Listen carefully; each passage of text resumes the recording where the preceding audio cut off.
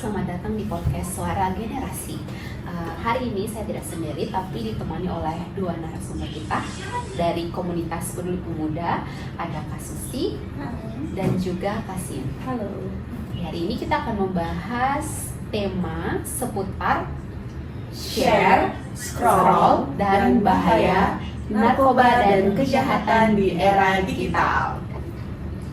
Kita akan membahas isu-isu kontemporer yang terjadi saat ini, dimulai dari narkoba, cybercrime, hate speech, dan hoax.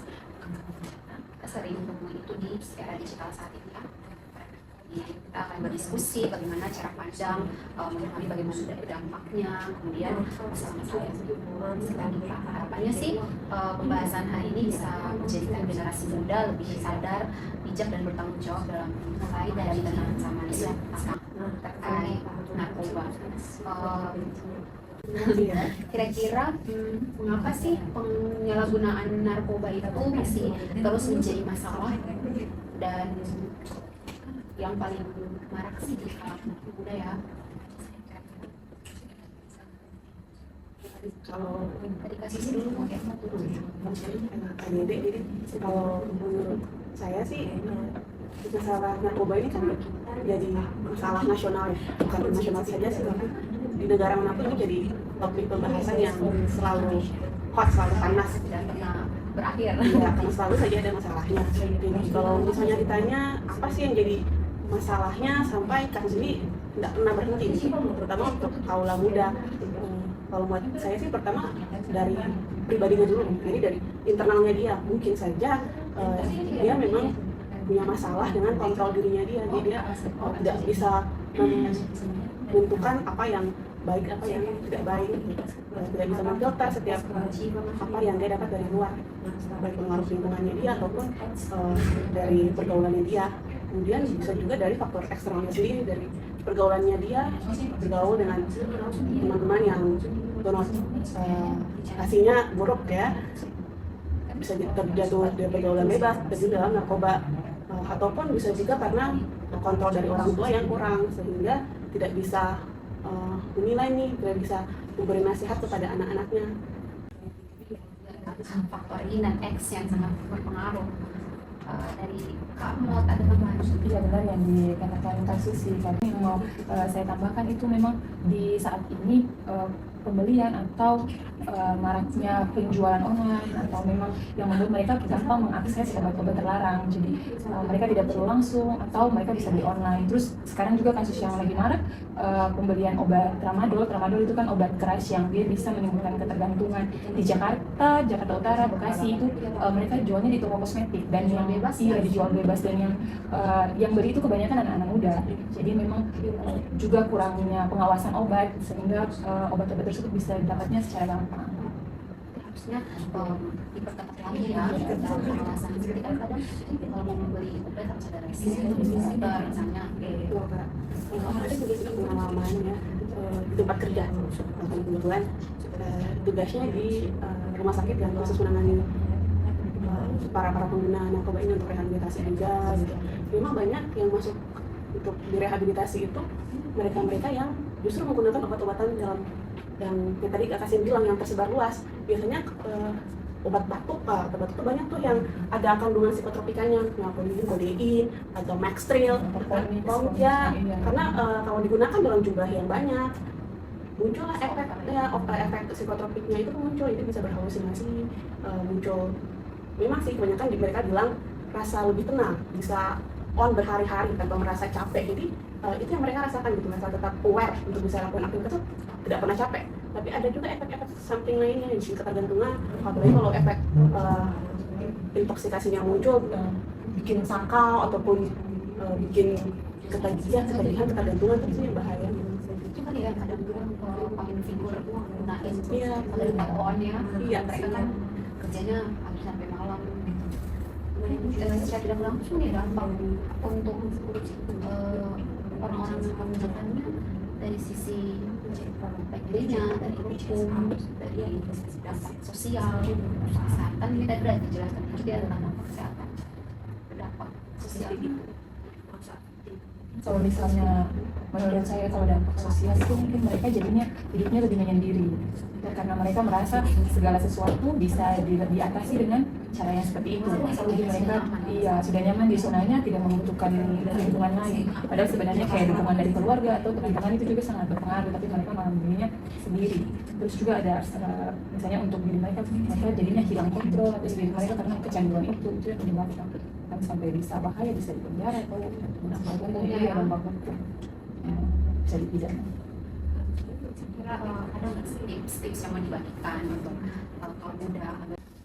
Iya, kalau tips-tipsnya sih yang pertama bekali dulu lah dirinya dengan pengetahuan. Jadi ini bukan hanya tugasnya pemuda saja, tapi lingkungan sekitar juga harus mensupport ya, tetap mengingatkan, tetap memberikan edukasi tentang bahaya gunakan narkoba itu apa. Kemudian kalau memang sudah terjerat, jangan malu untuk mencari pertolongan. Jangan sampai ditangkap terlibat masalah hukum, masuk penjara itu kan masalah baru kan. Masuk penjara menyusahkan banyak orang, baru bisa untung kalau misalnya direhabilitasi. Kalau misalnya ditahan kan Sanksi juga. belum sanksi sosial juga kan, pasti dikucilkan dari masyarakat juga. Sama harus memilih pergaulan yang positif. Iya. Takutnya memang dia baru masuk di lingkungan itu, tiba-tiba dia dijebak atau apa, ditangkap Dan juga dijebak misalnya awal, terus kayak berani mengatakan tidak, misalnya ada ajakan dari teman-teman, ayo kita pakai ini, pakai itu, ayo beli itu, jangan. Ya kayak seperti itu. Harus berani menolak ya. Berani menolak. Terus mungkin waktunya lebih produktif melakukan hal-hal yang lain, misalnya hobinya yang lain atau belajar kah atau apa, mungkin bermanfaat. Terima kasih untuk tips-tipsnya. Semoga kaum muda bisa mengambil itu sebagai hal yang positif dan sebagai motivasi juga ya ke depan. Oke, kita beralih ke isu yang kedua. Banyak Tentang isi. ya isu-isu sangat banyak. Cybercrime. Kira-kira contoh yang pernah ditemui di lingkungan sekitar Cybercrime ini kayaknya banyak karena sekarang kan sekarang mereka cybercrime. bagi link saja kita sudah bisa langsung disadap, misalnya kita klik atau sudah diretas rekeningnya atau mobile bankingnya atau Jadi penipuan. Terus ada kasus juga yang di Bogor yang 13 warga negara asing itu dari Jepang, mereka melakukan penipuan di Indonesia, barusan ditangkap di tahun ini juga kasusnya. Itu berarti memang orang dari luar kita saja sampai sudah bisa melakukan kejahatan di dalam negeri kita sendiri, berarti kita memang kurang aware juga. Iya, kita harus menjaga supaya ya jangan sampai ada kasus-kasus yang lain lagi di Iya sih, menambahkan aja sih, bukan hanya ini itu, kadang kita tanpa sadar mungkin data pribadi kita dicuri, disalahgunakan, digunakan buat pinjol kah, sering kan gitu dipakai buat pinjol, KTP aja, foto. iya, Bisa ya. atau penipuan online yang kadang kan sering kan ada kemajuan AI ya, bisa video call pakai wajahnya kita padahal bukan kita kan, untuk minta tebusan uang lah, bilang keluarga lagi sakit dan segala macam, terus ujung-ujungnya minta buat kirim uang gitu kan. promosi-promosi yang menggiurkan, misalnya ada Belanja diskon, online. belanja Betul, online, betul. Sebenarnya kita harus aware ya, harus istilahnya melek dengan teknologi ya, jangan sampai jadi korban. Iya. Karena kasihannya orang-orang tua kita yang istilahnya gaptek, Betul. bisa jadi korban. Double check lagi Iya. kan. Kita double protect juga sama akun-akun kita, Iya. data pribadi, jangan sembarang share atau story Ya, yang pinjam. teman-teman kaum muda harus lebih aware, harus lebih teliti lagi dan harus menjaga safety data kalian masing-masing. Mungkin bisa juga kita gunakan password yang istilahnya unik gitu ya, yang sulit untuk diretas orang lain. Ada juga yang bilang sekarang harus pintar-pintarnya pakai wifi di tempat umum, karena sering juga diretas dari situ, karena kan apa yang kita buka itu kan semua terlihat, bukan apa ya, kalau misalnya buka m-banking atau buka melakukan transfer dan segala macam, itu kan semua kan bisa terlihat tuh. Mungkin kita juga bisa ikuti, misalnya ada edukasi dari Badan Cyber Negara kita kan biasanya adakan edukasi keamanan digital, biar kita juga mungkin bisa disampaikan ke orang tua juga di rumah, karena orang tua itu kan yang mereka lihat tidak sejauh yang anak-anak muda lihat, jadi mungkin bisa bantu edukasi supaya kita bisa menjaga jangan sampai gampang diretas atau itu lewat link. Biasanya itu juga bisa. Harus lebih proaktif dalam mengikuti perkembangan zaman, juga harus bisa beradaptasi. Oke. Itu ya teman-teman. Selanjutnya kita ke isu yang ketiga, hate speech. Iya. Hate speech banyak sekali dan sangat mudah karena jari kita ini dengan scroll, dengan mengetik, mengirim jadi menimbulkan masalah. bukan masalah. Kira-kira pernah nggak sih kalau mengalami secara langsung head speech Secara in real Secara life? tidak sadar mungkin iya pernah. Oh iya, tanpa tentang sadar ya. menjadi korban atau pelaku. Secara tidak langsung sudah ada prakteknya mungkin yang bukan saya kayak dulu.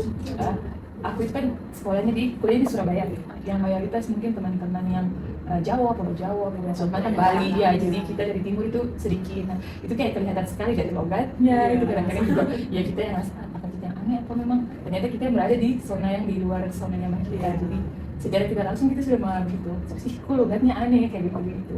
Dan juga ini yang paling sering ditanya tuh, Ambon itu di mana sih? Iya. Intinya sih dari kalau head speech ini sebenarnya bisa menimbulkan banyak dampak ya, apalagi kalau angkat isu-isu yang salah itu kan sensitif sekali, sangat mudah untuk memicu kemarahan banyak orang. Emosi, Iya. Apalagi Kalau ada seperti itu sebenarnya pertama harus berpikir dulu ya sebelum mengetik, istilahnya think before type gitu ya. Jadi kadang kan jarinya kita ini kan lebih cepat daripada otaknya kita ya. Think before time. Jadi harus lebih berpikir lagi apa kalau kirim ini dampaknya bagaimana ya, gitu. Jangan gegabah dalam membuat sesuatu. Terus bisa cek lagi sih informasinya, jangan sampai informasi yang kita berikan ini justru bisa memprovokasi orang lain gitu kan. Ya, hindari tadi yang mengandung konten-konten sara, ya saling menghormati saja lah. kita juga kan Indonesia ini kan banyak suku, banyak budaya, banyak orang, bahkan di Ambon saja kan banyak orang yang bukan Ambon atau banyak suku, banyak budaya sekali, jadi kita harus menghargai perbedaan. Kalau kita mau dihargai, kita harus Iya, hargai dulu. iya.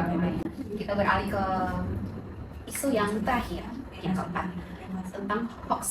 Hoax ini sangat marak yang terjadi di lingkungan sekitar dan yang terdekat ya di handphone kita, di grup-grup WhatsApp kan itu sangat cepat itu disebarinnya.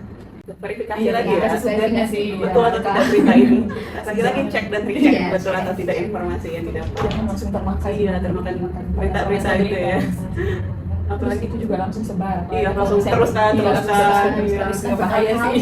Kan jadi langsung kayak kita pernah makan hoax juga ya. Lagi waktu zaman-zamannya COVID disuruh makan Iya, bulu sih. Covid itu ya banyak ritual Iya. yang harus Ada dilakukan. saja gitu ya. Dicoba mau Iya, disuruh. termantik berita hoax. Ya sumbernya Iya, terpercaya ataukah tidak gitu. Apakah ada kata-kata untuk today untuk menghindari hoax misalnya? Saring sebelum sharing. Oh, Iya, oke. iya, oke. Ada quotes baru lagi ya. Ada quotes of the day. Ini sudah saring before sharing. Oh, sharing Oke. before sharing. Juga dari pembahasan kita di hari ini bisa disimpulkan bahwa isu kontemporer itu sangat penting untuk kita perhatikan. Iya. Jadi karena keempat isu yang tadi sudah kita bahas itu memiliki dampak yang sangat besar terhadap kehidupan sosial, keamanan, juga masa depan generasi muda. Sekian ya podcast kita di hari ini. Terima kasih bermanfaat ya, yang semoga bermanfaat ya, informasi yang Terima kasih diberikan. untuk kedua narasumber kita yang cantik-cantik yang sudah boleh menemani saya di hari ini. Sampai ketemu lagi di podcast kita selanjutnya. Bye bye.